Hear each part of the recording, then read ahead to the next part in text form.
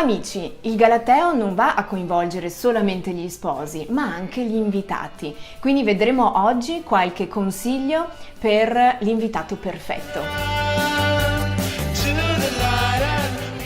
Partiamo dall'inizio. L'invitato, nel momento in cui riceve la partecipazione di nozze, dovrebbe rispondere sempre a questi poveri sposi che sono pieni di aspettative, di entusiasmo nell'avervi coinvolti in un momento per loro importante, e nel momento in cui non ricevono un feedback da voi ci rimangono spesso un po' così.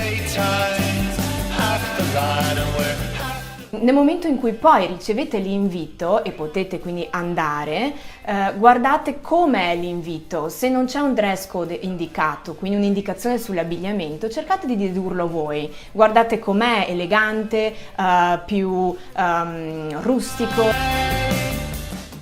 Il galateo ai giorni nostri lascia un po' più di libertà, quindi lascia libertà al gusto e al buon senso di ognuno di noi, però ci sono sempre delle regole base da tenere in considerazione, quindi niente total white, niente total black, niente colori troppo sgargianti.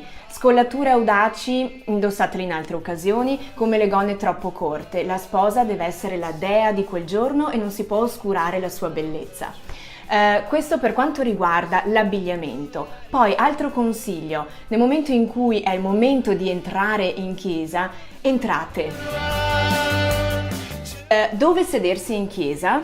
Allora, ci sono delle regole anche qui. Lo sposo attenderà la sposa nel lato destro dell'altare, quindi tutte le persone legate allo sposo si siederanno nel lato destro, mentre amiche, amici e parenti della sposa sul lato sinistro della chiesa. Altro consiglio per quando invece poi la cerimonia termina e si andrà al ricevimento: non sedetevi a caso, sedetevi nel posto a voi assegnati, anche se siete stati assegnati un tavolo che non sentite proprio vostro, non potete alzarvi e andare a sedervi nel tavolo dove c'è l'amica del cuore.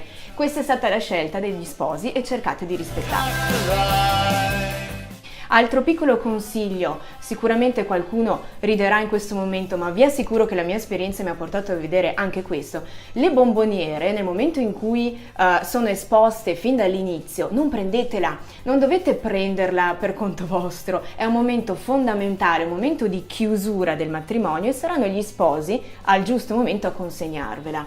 Quindi ecco, mi raccomando, questo come un'altra cosa importante: i centri tavola devono rimanere sulle tavole.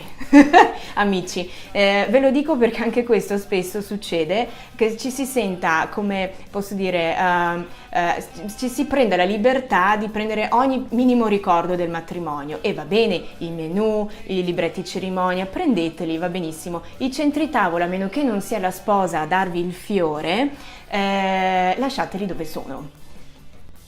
Infine mi sento di darvi un ultimo accorgimento: se avete deciso di fare degli scherzi agli sposi, una delicatezza, una sensibilità rispetto a quello che è stato studiato nei mesi prima in termini di allestimento, quindi tutto quello che poi è stato il duro lavoro soprattutto della sposa.